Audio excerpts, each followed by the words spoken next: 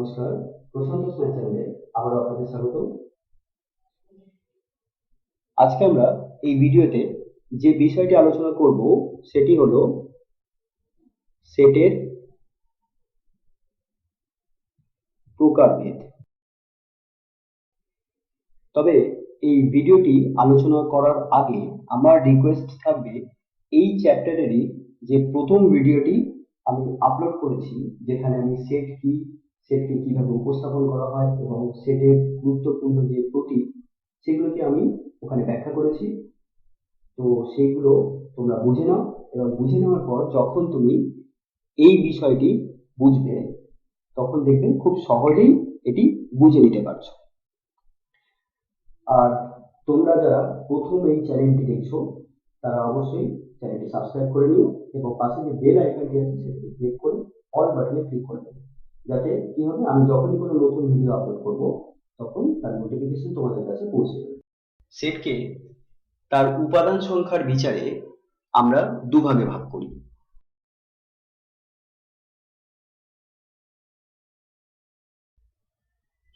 এক হলো অশূন্য সেট, যাকে আমরা ইংরেজিতে বলবো নন ভয়েড বা নন নাল বা নন এমটি সেট। আর এক ধরনের সেট আছে যাকে আমরা বলবো শূন্য সেট, অর্থাৎ ইংরেজিতে বলবো ভয়েড বা নাল অথবা এমটি সেট। এখন উপাদান সংখ্যার বিচারে আমরা সেটকে দুভাগে ভাগ করলাম। অশূন্য সেটকে আমরা আবার দুটো ভাগে ভাগ করি। এক হলো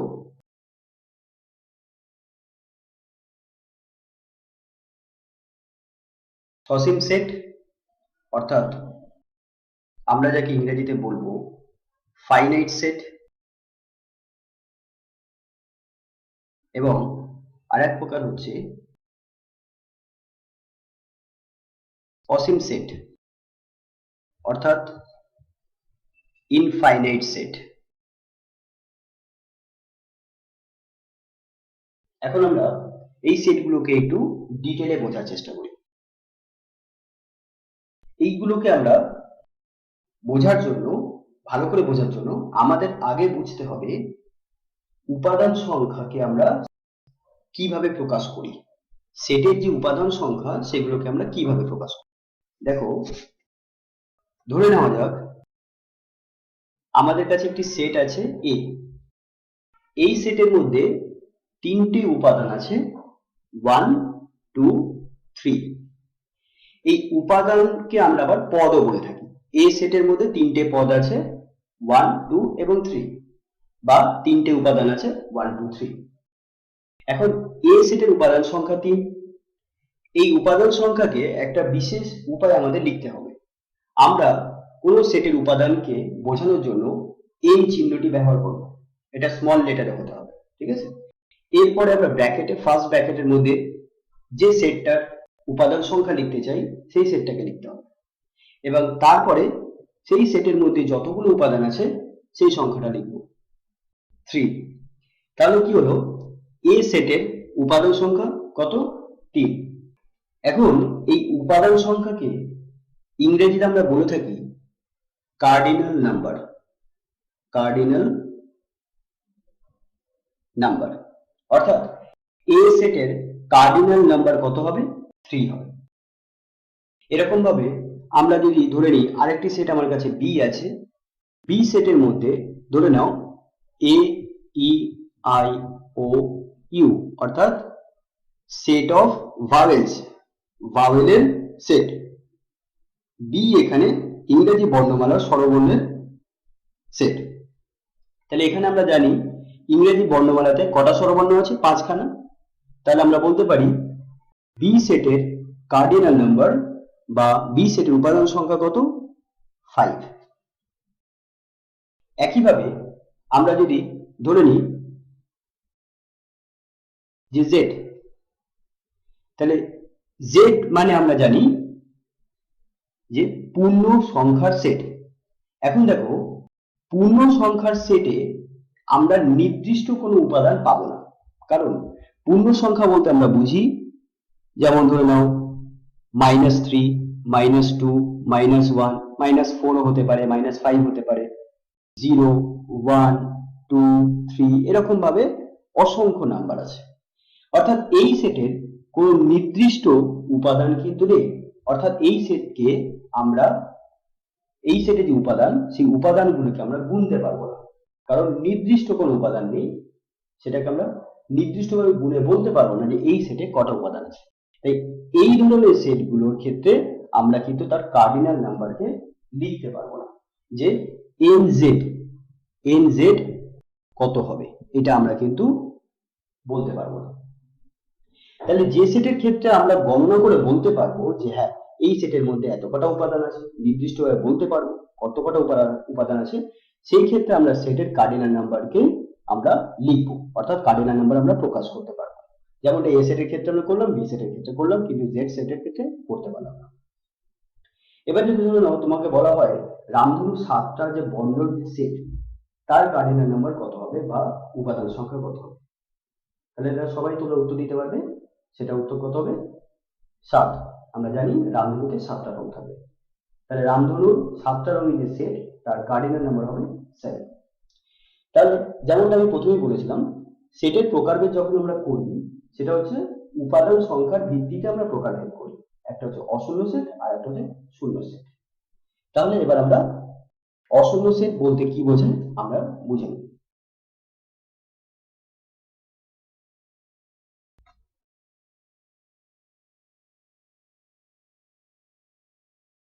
অশূন্য সেট, যাকে আমরা ইংরেজিতে বলবো নন ভয়েড বা নন এমটি বা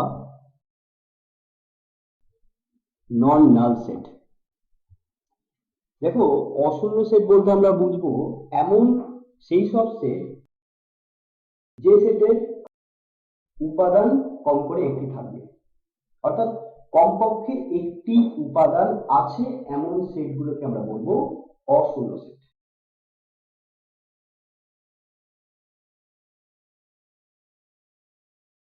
কমপক্ষে একটি উপাদান আছে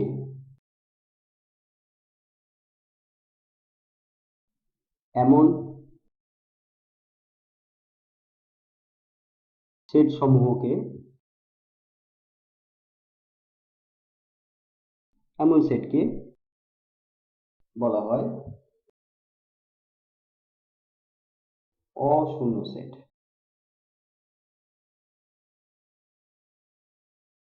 তাহলে কম করে একটি উপাদান থাকলে আমরা সেই সমস্ত সেটকে অশূন্য সেট বলবো। যেমন এ একটি সেট যার মধ্যে আছে 2, 3, তাহলে এন এ অর্থাৎ এ সেটের কার্ডিনাল নাম্বার কত? 2। তাহলে এ সেটটা আমার কাছে একটা অশূন্য সেট। আবার ধরে নেওয়া যাক বি একটা সেট যার মধ্যে একটি উপাদান আছে এ, তাহলে বি সেটের উপাদান সংখ্যা কত? 1, অর্থাৎ এটি আমার কাছে একটি অশূন্য সেট। আবার জেড অর্থাৎ পূর্ণ সংখ্যা সেট, যেখানে আমরা লিখতে পারি 1, 0, 2, 3, -1, -2 এই সমস্ত সংখ্যা। তাহলে এই সেটের কিন্তু উপাদান আমরা দেখতে পাচ্ছি অনেকগুলো আছে, অর্থাৎ একটার বেশি আছে। একটা বা একটার বেশি থাকলে আমরা সেই সমস্ত সেটকে অশূন্য সেট বলবো। এখানে আমরা উপাদান সংখ্যা যদিও পুরোপুরিভাবে আমরা গুণে বলতে পারবো না কটা উপাদান আছে, কিন্তু উপাদান তো একটা বা তার বেশি আছে, তাই এই সেটটাকে আমরা অশূন্য সেট বলবো। এরকম ভাবে তোমরা অনেক উদাহরণ বলতে পারো। যেমন ধরো নেওয়া যাক আমরা একটা সেট বিল্ডার পদ্ধতিতে একটা অশূন্য সেটের উদাহরণ নিচ্ছি। সেট বিল্ডার পদ্ধতিটা কি সেটা দেখার জন্য তোমরা এই চ্যাপ্টারেরই ফার্স্ট ভিডিওটা দেখে নিও। ধরে নেওয়া যাক এ একটি সেট যার প্রতিটি পদকে আমরা এক্স বলছি, such that 2x 10 এবং x belongs to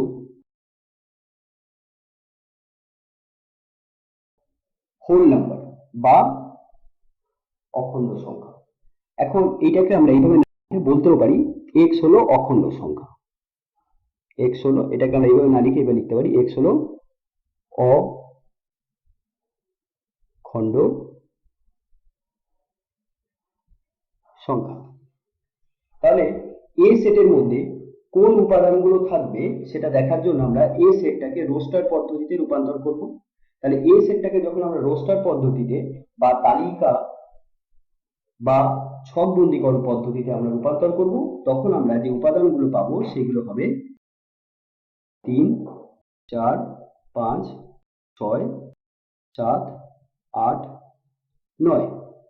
আমরা জানি 3 থেকে 3 4 5 এই সমস্ত সংখ্যাগুলো হচ্ছে অখণ্ড সংখ্যা, এবং যেহেতু এখানে বলে দিয়েছে x অর্থাৎ এ সেটের পদগুলো 2 থেকে 10 এর মধ্যে হবে, 2 থেকে 10 এর মধ্যে হবে, অর্থাৎ 2 আর 10 হবে না। তাহলে 2 থেকে 10 এর মধ্যে যে মূল অখণ্ড সংখ্যাগুলো হচ্ছে সেগুলো কি কি? 3 4 5 6 7 8 9। তাহলে এই সংখ্যাগুলো এ সেটের উপাদান, এবং এক্ষেত্রে আমরা দেখতে পাচ্ছি এ সেটে পদ সংখ্যা হচ্ছে কত আসছে? 3 আর 3 6 1 7, অর্থাৎ 7খানা সংখ্যা আসছে, অর্থাৎ এ সেটের কার্ডিনাল 7। তাহলে সেক্ষেত্রে আমরা বলতে পারি এ সেটটা হলো আমাদের কাছে একটি অশূন্য সেট। এবার দেখো এই অশূন্য সেটকে আমরা আবার দুভাগে ভাগ করলাম। এক হলো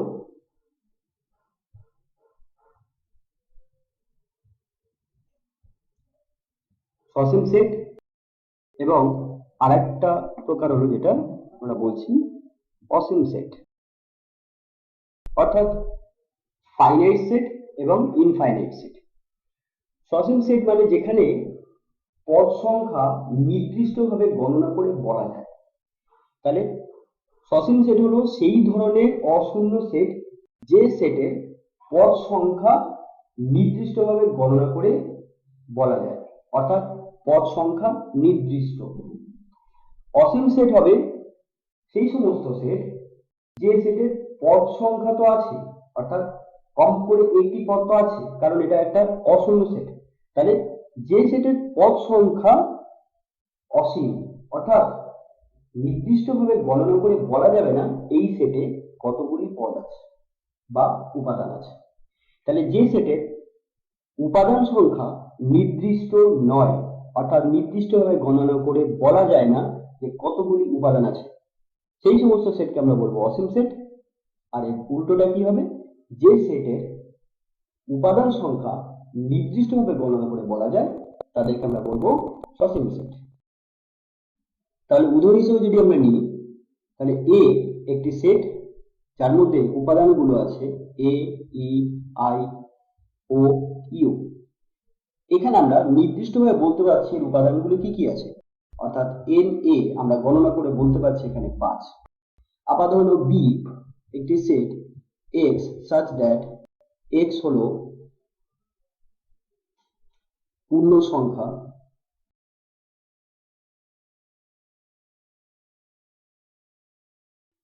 এবং 3x 8। তাহলে আমরা বি সেটের উপাদানগুলো কোনগুলো পাবো?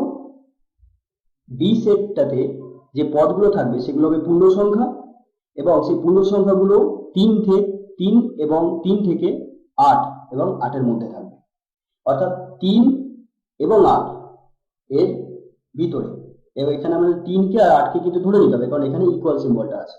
তাহলে উপাদানগুলো হবে 3 4 5 6 7 8, অর্থাৎ এখানে উপাদান সংখ্যা আমরা পাচ্ছি NB 1 2 3 4 5 6, অর্থাৎ 6। অর্থাৎ এখানে আমরা গুনতে পারছি, গণনা করতে পারছি এর পদ সংখ্যা নির্দিষ্ট। তাই এই সেটগুলো আমাদের কাছে সসীম সেট বা ফাইনাইট সেট। এবার যদি আমরা অসীম সেটের উদাহরণ নিই, তাহলে সেট অফ ইন্টিজার্স অর্থাৎ জেড বা পূর্ণ সংখ্যার সেট। এখানে আমরা 1 পাবো, 2 পাবো, 0 পাবো, -2 পাবো, -3 পাবো, -5 পাবো, এরকম অসংখ্য পাবো, অর্থাৎ গোনা যাবে না। তারপর ধরে নাও মূলদ সংখ্যার সেট। তো মূলদ সংখ্যার মধ্যে আমরা পাই 2/3, 5, -1/2, 3 পূর্ণ 1/2, -4, এরকম অসংখ্য আমরা পাবো। অর্থাৎ এই ক্ষেত্রে আমরা কিন্তু পদ সংখ্যা গুনতে পারবো না। বা ধরে নাও একটা set A x such that x greater than 3 এবং x হলো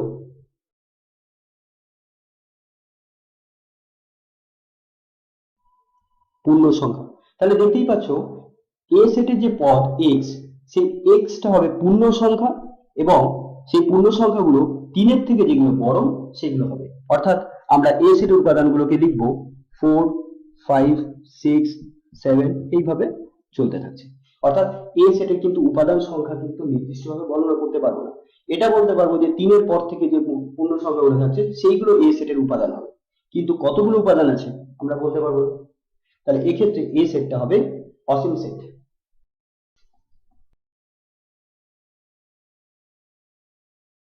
এবার আমরা বুঝে নেব শূন্য সেট বলতে কি বোঝায়।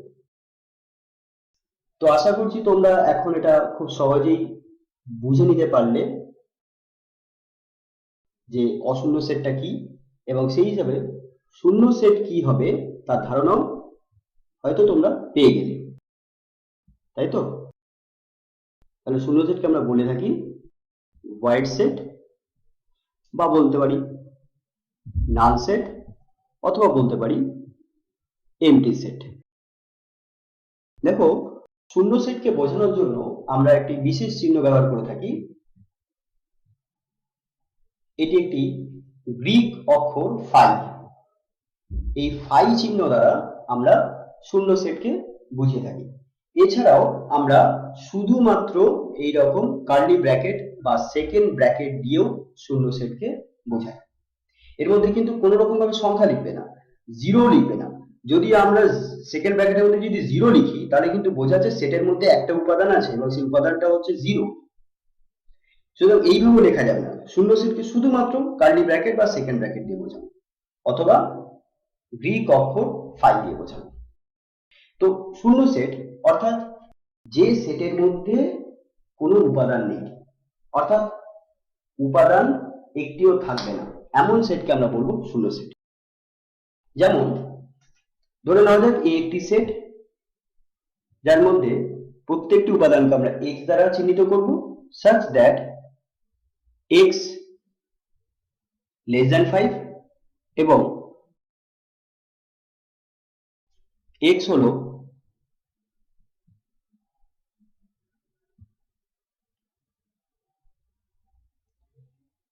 এটাকে আমরা গ্রেটার দ্যান 5 করে দিই। x হলো ক্ষুদ্রতম মৌলিক সংখ্যা। তাহলে দেখো এখানে লক্ষ্য করো a সেটের যে উপাদান সেটা হবে x এবং x উপাদানটি কি হবে, এমন হবে যার মান 5 এর থেকে বড় হবে। কিন্তু x টা কি ধরনের সংখ্যা হবে, ক্ষুদ্রতম মৌলিক সংখ্যা। এবার বুঝে দেখো মৌলিক সংখ্যাগুলো আমরা জানি কোনগুলো হয়, 2 থেকে মৌলিক সংখ্যা শুরু হয়, অর্থাৎ এটা হলো সবথেকে ক্ষুদ্রতম মৌলিক সংখ্যা। তারপর 2 এর পরে 3 হবে, তারপর 5 হবে, 7 হবে, 11 হবে, এরকম ভাবে আমরা মৌলিক সংখ্যাগুলোকে লিখব। এদের মধ্যে ক্ষুদ্রতম মৌলিক সংখ্যা হচ্ছে 2, অর্থাৎ এ সেটের উপাদান সংখ্যা 2 হতো কিন্তু হবে না। কেন হবে না, কারণ এখানে বলে দিয়েছে x এর মান অর্থাৎ উপাদানের মান 5 এর থেকে বড় মৌলিক সংখ্যাগুলো হবে, কিন্তু আবার বলে দিচ্ছে x হচ্ছে ক্ষুদ্রতম মৌলিক সংখ্যা। তাহলে সেক্ষেত্রে আমরা এ সেটে কোনো উপাদানই পাবো না, কারণ এই নিয়মটা আর এই নিয়মটা কোনো একটা কোনো সিদ্ধান্তে আমাদের যেটা আনতে সাহায্য করছে সেটা হলো এই সেটে কোনো উপাদান থাকবে না। এইটা থেকে বোঝা যাচ্ছে এ সেটে মৌলিক সংখ্যা 5 এর থেকে বড় হবে, অর্থাৎ 7 হতে পারে, 11 হতে পারে, এই সমস্ত মৌলিক সংখ্যাগুলো। কিন্তু এই কথা অনুযায়ী বলছে x হলো ক্ষুদ্রতম মৌলিক সংখ্যা, তাহলে এই কথা অনুযায়ী এ সেটের উপাদান সংখ্যা 2 হবে, কিন্তু এই কথাটা আবার এই কথাটাকে কি করছে, মানছে না। তাই এই অর্থে এ সেটের মধ্যে কোনো উপাদানই থাকবে না, অর্থাৎ এ সেটকে আমরা এইভাবে লিখব বা ফাই লিখব। এ সেটটা হলো ফাই, অর্থাৎ শূন্য সেট, অর্থাৎ যে সেটে উপাদান সংখ্যা থাকে না, অর্থাৎ যে সেটে কোনো একটি উপাদান থাকে না, তাকে আমরা বলবো শূন্য সেট। এখন দেখো, তোমাদের মনে প্রশ্ন আসতে পারে যে সেট তো হচ্ছে বস্তু বা সংখ্যার সুসংজ্ঞায়িত সমাহার বা সমষ্টি অথবা সংকলন। দেখো, তাহলে সেটের মধ্যে আমরা সংখ্যা বা বস্তুর সংগ্রহ করি বা সমাহার করি বা সংকলন করি, তাহলে শূন্য সেটে যদি একটি উপাদান না থাকে তাহলে আমরা শূন্য সেট কেন করব? তাহলে শূন্য সেট কেন দরকার? শূন্য সেটের কি কোনো গুরুত্ব আছে বা এর কোনো সিগনিফিকেন্স আছে, কোনো ইম্পর্টেন্স আছে? এটা প্রশ্ন আসতেই পারে। তাহলে দেখো, আমরা শূন্য সেট পড়বো তার বিশেষ কারণ আছে। একটা উদাহরণ দিই, যেমন ধরে নাও যাও, তোমার ঘরে একটি খুব সুন্দর টেবিল আছে এবং সেই টেবিলটি সাজানোর জন্য তোমাকে 3খানা ফুলদানি দেওয়া হয়েছে, 3টে বিভিন্ন আকৃতির ফুলদানি দেওয়া হয়েছে, 3টে খুব সুন্দর, তার মধ্যে ফুল আছে এবং সেই 3টে ফুলদানি দিয়ে তুমি টেবিলটাকে সাজাবে। তোমাকে সাজানোর অনেকগুলো উপায় দেওয়া হচ্ছে, মানে তোমাকে বলা হবে টেবিলটা সাজাও, যত রকম ভাবে তুমি সাজাতে পারবে সাজাও। তো তুমি তখন কি করবে? টেবিলটাকে সাজানোর জন্য সবার প্রথমে একটা ফুলদানি ব্যবহার করবে।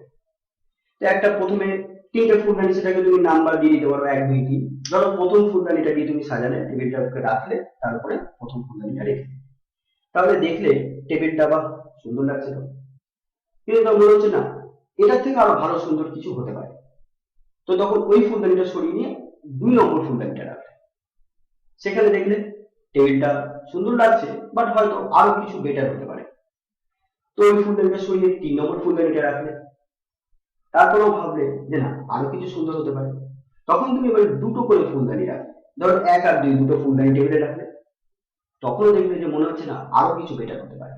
এইভাবে 2 নম্বর 3 নম্বর ফুলদানি রাখলে বা 1 নম্বর 3 নম্বর ফুলদানি রাখলে, হতে পারে এই সবার থেকে হয়তো সুন্দর হচ্ছে এরকম যে 3টে ফুলদানি ওই টেবিলটাতে রাখলে। তাহলে কি হলো, 3টে ফুলদানি রাখার পরেও দেখলে যে না এর থেকেও হয়তো বেটার কিছু হবে। তখন তোমার মনে হলো না ফুলদানি গুলো যদি আমি রাখছি তখন তো সুন্দর দেখাচ্ছে, বাট যদি না রাখি তাহলে টেবিলটা হয়তো আরো সুন্দর দেখাচ্ছে। তাহলে তখন তুমি কি করলে, একটাও ফুলদানি টেবিলে রাখলে না, আর টেবিলটা বেশ সুন্দর লাগছে। তাহলে যখন আমরা টেবিলে একটিও ফুলদানি রাখছি না, তাহলে সেক্ষেত্রে আমরা সেই সেটটিকে শূন্য সেট হিসেবে বিবেচনা করতে পারি।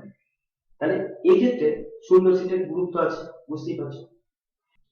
আমি যদি বলি এই হচ্ছে একটি সেট যেখানে হচ্ছে রামধনুর 7টা রঙের সেট, এবং রংগুলোকে যদি একটি চিহ্ন দিই এক্স, এবং এক্স হবে কালো, তাহলে সেক্ষেত্রে কি আমি সেটের কোনো উপাদান পাবো? আমি বললাম এ হচ্ছে সেট যেটাতে রামধনু 7টা বর্ণের সেট, কিন্তু আবার বলে দিলাম উপাদান মানে যে চিহ্নটা দিয়ে বা বর্ণটা দিয়ে উপাদানকে প্রকাশ করছি, সেই উপাদানটা হচ্ছে কালো। তাহলে রামধনুর মধ্যে তো আবার কালো বর্ণ থাকে না, তাহলে সেই হিসাবে আমরা রামধনু 7টা বর্ণের সেট যেটা এ দিয়ে উল্লেখ করলাম, সেক্ষেত্রে কিন্তু আমরা কোন রকম উপাদান পাবো না। মানে যেমন আমি বলতে চাইছি এ হচ্ছে set x such that x হলো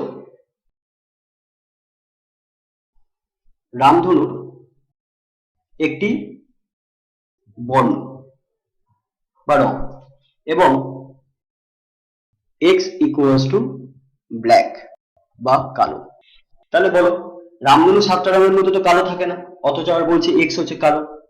তাহলে এই কথাটা আর এই কথাটা মিলছে না, এই কথাটার সাথে এই কথাটা কন্ট্রাডিক্ট করছে। তাহলে সেক্ষেত্রে আমরা এই কষ্ট কি লিখবো, একটি উপাদান পাচ্ছি না, অর্থাৎ এটি আমার কাছে একটি শূন্য সেট, অর্থাৎ এই সেটের উপাদান হচ্ছে 0, একটিও উপাদান নেই। এটা কিন্তু উপাদানের সংখ্যা, কোনো কিছু নেই অর্থে আমরা অঙ্কের ভাষায় সেটাকে 0 দিয়ে প্রকাশ করি। কিন্তু মাথায় রাখবে এর ভিতরে কিন্তু 0 লিখবে না, এর ভিতরে 0 লেখা মানে এ সেটের একটি উপাদান হচ্ছে সেটি হলো 0, এইভাবে লেখা যাবে না। তাহলে এ সেটটা শূন্য সেট হবে, আমরা এইভাবে লিখবো, অথবা 5।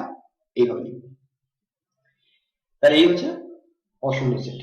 তাহলে আজকে ভিডিও এখানে শেষ। ভিডিওটি যদি ভালো লেগে থাকে তবে অবশ্যই লাইক বাটনে ক্লিক করে দিও এবং বন্ধুদের সাথে ভিডিওটি শেয়ার করতে কিন্তু ভুলো না। আর অবশ্যই চ্যানেলটি সাবস্ক্রাইব করে নিও, যারা এখনো পর্যন্ত করনি তারা অবশ্যই চ্যানেলটা সাবস্ক্রাইব করে নাও এবং পাশে যে বেল আইকনটি আছে সেটাতে ক্লিক করে অল বাটনে ক্লিক করে দিও। তাতে কি হবে, যখনই আমি নতুন কোনো ভিডিও আপলোড করবো তার নোটিফিকেশন তোমাদের কাছে খুব শীঘ্রই পৌঁছে যাবে।